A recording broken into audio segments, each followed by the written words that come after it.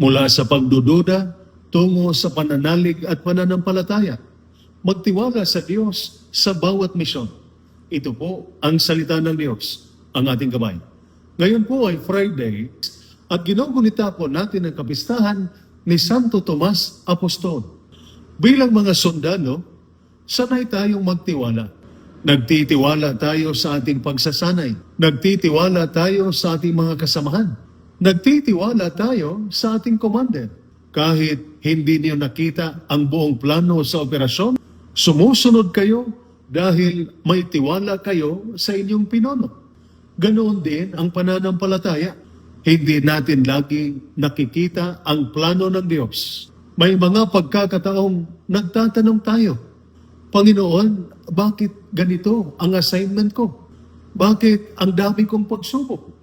Bakit hindi mo pa sinasagot ang aking mga panalangin? Kung minsan, katulad din tayo ni Apostol Tomas, may mga sandali ng pagdududa. Ngunit ang mensahe ng Diyos ngayon ay huwag kang mawalan ng pananampalataya. Magtiwala ka sa akin. Sa unang pagbasa mula sa sulat ni San Pablo sa mga taga-Efeso, chapter 2, verses 19 to 22, sinabi ni San Pablo na ang simbahan ay itinayo sa pundasyon ng mga apostol. At si Kristo ang batong panulok. Ngunit ang mga apostol ay hindi perpekto. Si Pedro ay ikinaila si Jesus. Si Tomas ay nagdududa. Gayon pa man, sila ang pinili ni Jesus upang itayo ang kanyang simbahan. Mga kapatid, ito ang magandang balita para sa atin. Hindi hinahanap ng Diyos ang taong walang pagkakamali. Hinahanap niya ang taong handang magtiwala at maglingkod. Katulad ng isang mabuting sundalo, hindi kailangang maging perpekto. Ang mahalaga ay maging tapat sa misyon.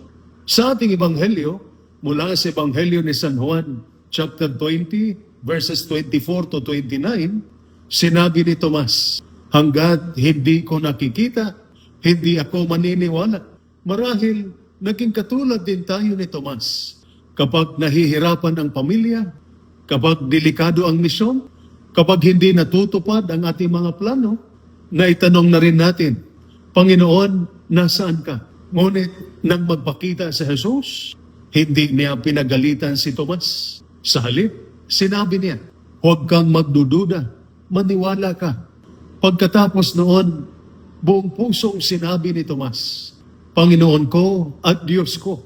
Ang tunay na pananampalataya ay hindi ang makita muna bago maniwala. Ang tunay na pananampalataya ay ang magtiwala kahit hindi mo pa nakita ang buong plano ng Diyos. Sa buhay sundalo, hindi natin laging alam kung ano ang mangyayari bukas. Ngunit alam natin kung sino ang kasama natin. At higit sa lahat, kasama natin ang Diyos. Mga kapatid, bilang sundalo, sa bawat misyon, may dala kayong armas. Ngunit may mas makapangyarihan pa kaysa anumang armas, ang pananampalataya sa Diyos. Ang sandata ay nagbibigay ng proteksyon sa katawan. Ngunit ang pananampalataya ay nagbibigay ng lakas sa puso. Kaya kapag dumating ang mga pagsubok, huwag hayaang manaig ang pagdududa. Manalig tayo sa Panginoon. At tulad ni Santo Tomas, naway maipahayag natin araw-araw, hindi lamang sa ating mga salita, kundi sa ating pamumuhay. Panginoon ko at Diyos ko. Ito po ang salita ng Diyos, ang ating gabay. Manalangin tayo.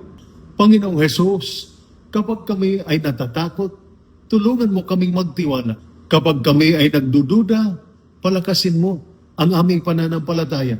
Bilang sundalo ng bayan at sundalo ng Diyos, gawin mo kaming tapat sa aming misyon at matatag sa aming pananampalataya. Naway lagi naming maipahayag sa aming buhay, Panginoon ko at Diyos ko. Amen. At sumainyo sa inyong pamilya ang pagpapala ng makapangyarihang Diyos, Ama, Anak, at Espiritu Santo. Amen. Santa Maria, Ina ng Diyos, ipanalangin mo kami. San Jose, ipanalangin mo kami. San Miguel Arcangel, ingatan mo kami. Amen.